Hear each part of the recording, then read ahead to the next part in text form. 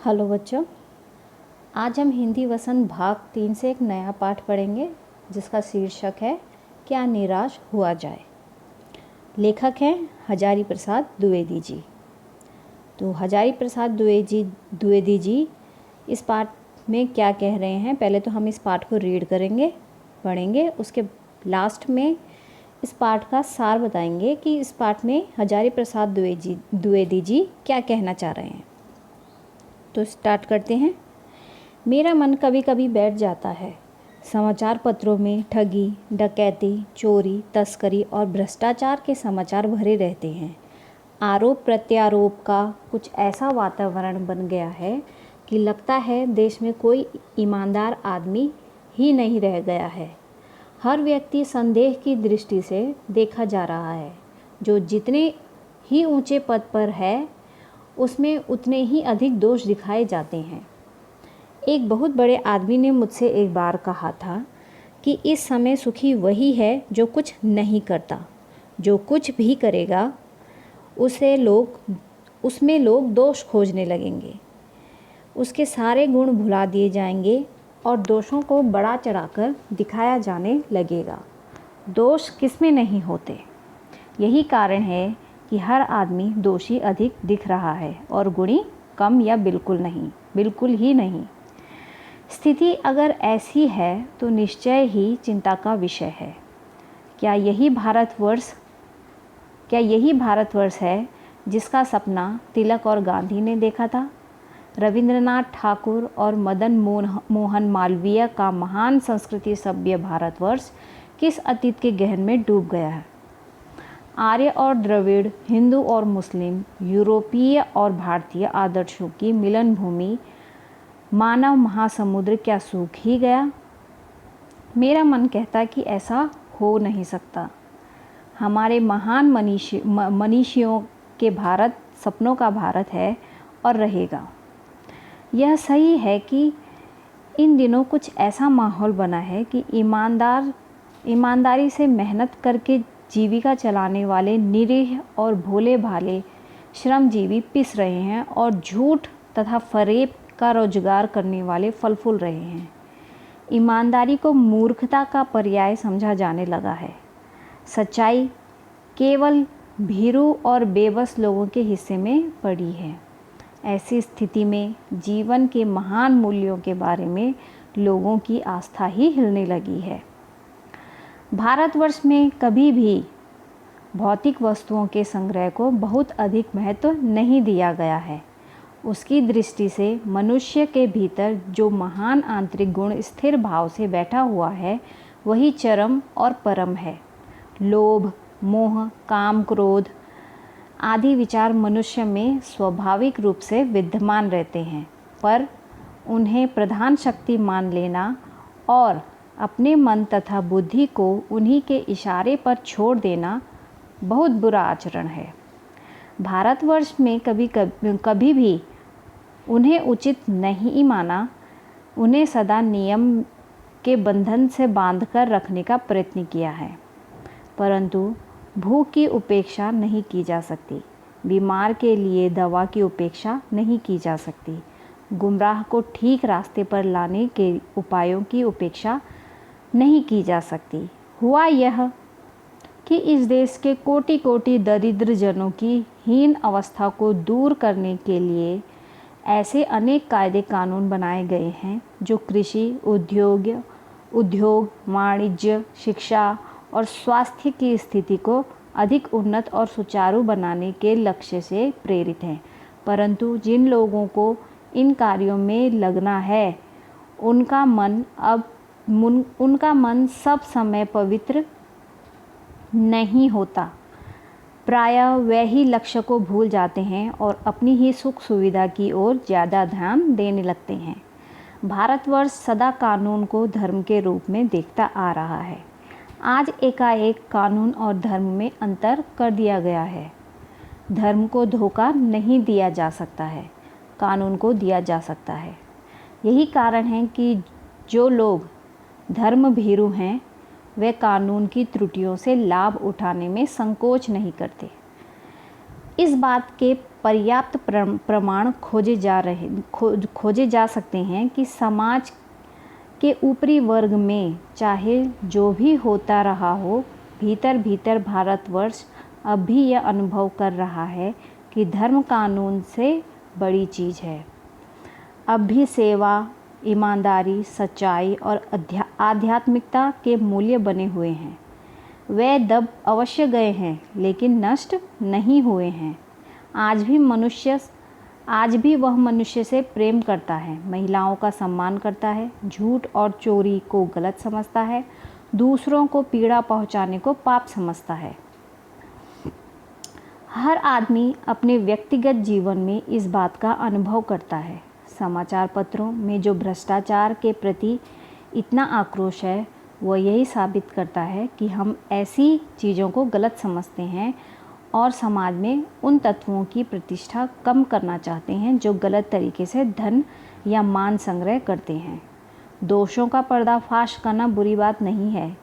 बुराई यह मालूम होती है कि किसी के आचरण के गलत पक्ष को उद्घाटित करके उसमें रस लिया जाता है और दोषोद्घाटन को एकमात्र कर्तव्य मान लिया जाता है। बुराई में रस लेना बुरी बात है। अच्छाई में उतना ही रस लेकर उजागर न करना और भी बुरी बात है। सैकड़ों घटनाएं ऐसी घटती हैं जिन्हें उजागर करने से लोकचित्त में अच्छाई के प्रति अच्छी भावना जागती है। एक बार रेलवे स्टेशन पर टिकट लेते हुए गलती से मैंने 10 के बजाय 100 रुपये का नोट दिया और मैं जल्दी जल्दी गाड़ी में आकर बैठ गया। थोड़ी देर में टिकट बाबू उन दिनों के सेकंड क्लास के डब्बे में हर आदमी का चेहरा पहचानता हुआ उपस्थित हुआ। उसने मुझे पहचान लिया और बड़ी विनम्रता के साथ मेरे हाथ में 90 रुपये दिए और बोला, यह बहुत गलती हो गई थी। आपने भी नहीं देखा और मैंने भी नहीं देखा। उसके चेहरे पर विचित्र संतोष की गरिमा थी। मैं चकित रह गया। कैसे कहूँ कि दुनिया से सच्चाई और ईमानदारी लुप्त हो गई है। वैसी अनेक अवांछित घटनाएं भी हुई हैं, परंतु यह एक घटना ठगी और वंचना की अनेक घटनाओं से अधिक शक्तिशाली है। एक बार मैं बस में यात्रा कर रहा था। मेरे साथ मेरी पत्नी और 3 बच्चे भी थे। बस में कुछ खराबी थी, रुक रुक कर चलती थी। गंतव्य से कोई 8 किलोमीटर पहले ही एक निर्जन सुनसान स्थान में बस ने जवाब दे दिया। रात के कोई 10 बजे होंगे। बस में यात्री घबरा गए। कंडक्टर उतर गया और एक साइकिल लेकर चलता बना। लोगों को संदेह हो गया कि हमें धोखा दिया जा रहा है। बस में बैठे लोगों ने तरह तरह की बातें शुरू कर दी। किसी ने कहा, यहाँ डकैती होती है। 2 दिन पहले इसी तरह एक बस को लूटा गया था। परिवार सहित मैं अकेला ही था। बच्चे पानी पानी चिल्ला रहे थे। पानी का कहीं ठिकाना न था। ऊपर से आदमियों का डर समा गया था। कुछ नौजवानों ने ड्राइवर को पकड़कर मारने पीटने का हिसाब बनाया। ड्राइवर के चेहरे पर हवाइयाँ उड़ने लगी। लोगों ने उसे पकड़ लिया। वह बड़े कातर ढंग से मेरी ओर देखने लगा और बोला, हम लोग बस का कोई उपाय कर रहे हैं, बचाइए, ये लोग मारेंगे। डर तो मेरे मन में था, पर उसकी कातर मुद्रा देखकर मैंने यात्रियों को समझाया कि मारना ठीक नहीं है।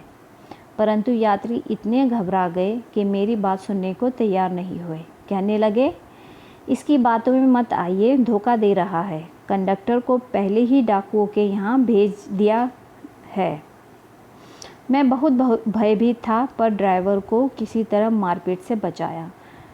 1.5-2 घंटे बीत गए। मेरे बच्चे भोजन और पानी के लिए व्याकुल थे। मेरी और पत्नी की हालत भी बुरी थी। लोगों ने ड्राइवर को मारा तो नहीं, पर उसे बस से उतारकर एक जगह घेर कर रखा।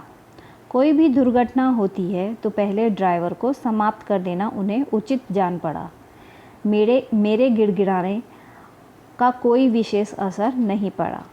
इसी समय क्या देखता हूँ कि एक खाली बस चली आ रही है और उस बस पर हमारे बस का कंडक्टर बैठा हुआ है। उसने आते ही कहा, अड्डे से नई बस लाया हूँ, इस बस पर बैठिए।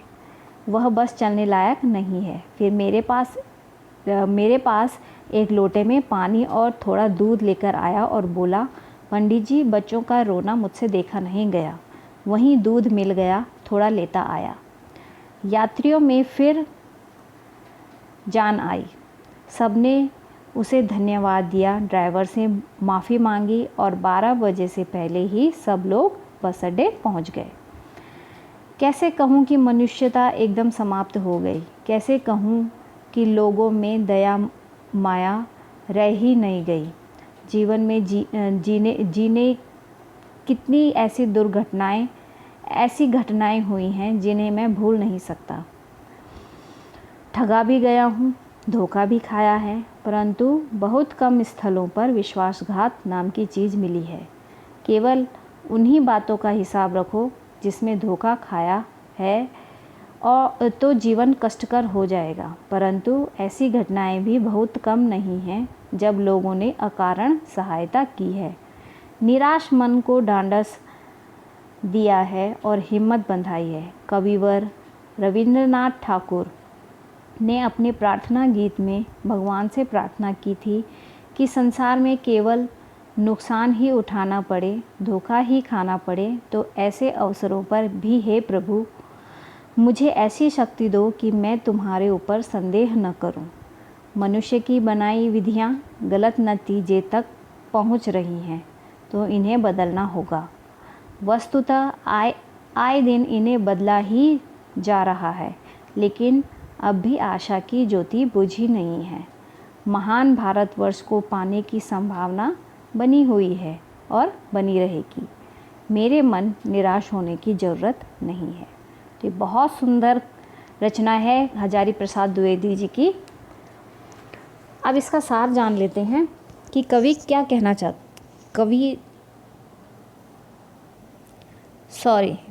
क्या कहना चाहता है इस पाठ में, वो जान लेते हैं। हजारी प्रसाद द्विवेदी जी इस पाठ में कह रहे हैं कि आप हर रोज़ समाचार पत्रों में ठगी, डकैती, चोरी, तस्करी, भ्रष्टाचार आदि के समाचार पढ़ते या सुनते होंगे। लगता है देश में कोई ईमानदार आदमी ही नहीं रह गया है। लेकिन लेखक का मानना है कि निराश या हताश होने की कोई ज़रूरत या आवश्यकता नहीं है। भारत महान देश था और हमेशा रहेगा।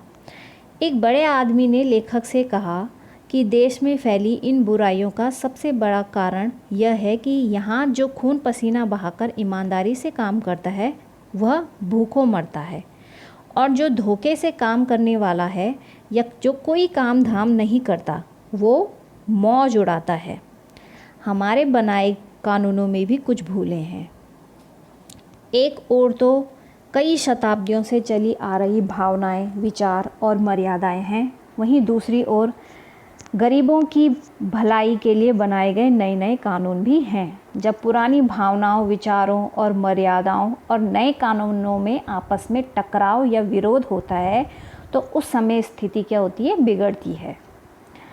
संसारी सुखों और बाहरी दिखावे को जब बहुत ज़्यादा महत्व दिया जाता है तो इससे भी भ्रष्टाचार बढ़ता है। भारत में धन को इतना महत्व कभी नहीं दिया गया और रिश्वत, लोभ, मोह आदि को कभी अच्छा नहीं माना गया।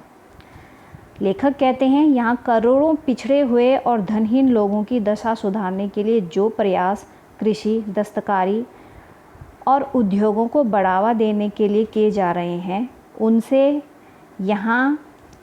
उनसे वास्तविक उद्देश्य पूरे नहीं हो रहे हैं।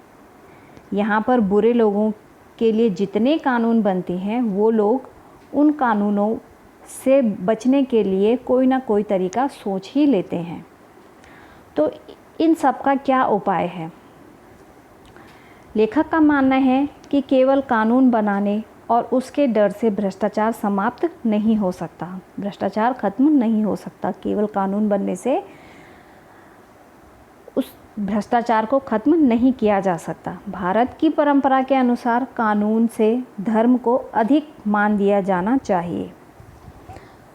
लोग कानून से उतना नहीं डरते जितना धर्म से डरते हैं। ईमानदारी, दया, सहानुभूति, सत्य, सेवा और शक्ति को अधिक महत्व दिया जाए। समाचार पत्रों में जो भ्रष्टाचार के समाचार छपते हैं उनसे पता चलता है कि लोग तस्करी, रिश्वत, लूट मार आदि से दुखी और परेशान हैं। लेखक का कहना है कि बुरे कामों और गलत तरीकों का भंडाफोड़ करना अच्छी बात है, पर लोग इन बुरी बातों को पढ़ने में मज़ा लेते हैं और यह बहुत बुरी बात है। देश में सैकड़ों अच्छी बातें होती हैं, लेकिन उनकी तरफ कोई ध्यान नहीं देता। गलत चीज़ों को बदलने के लिए सरकार ने कई नियम कानून बनाए, लेकिन उन्हें ठीक से नहीं बदल सकी। लेखक कहते हैं कि निराश होने की कोई ज़रूरत नहीं है। भारत को महान भारतवर्ष बनाने की कोशिश आगे भी चलती रहेगी।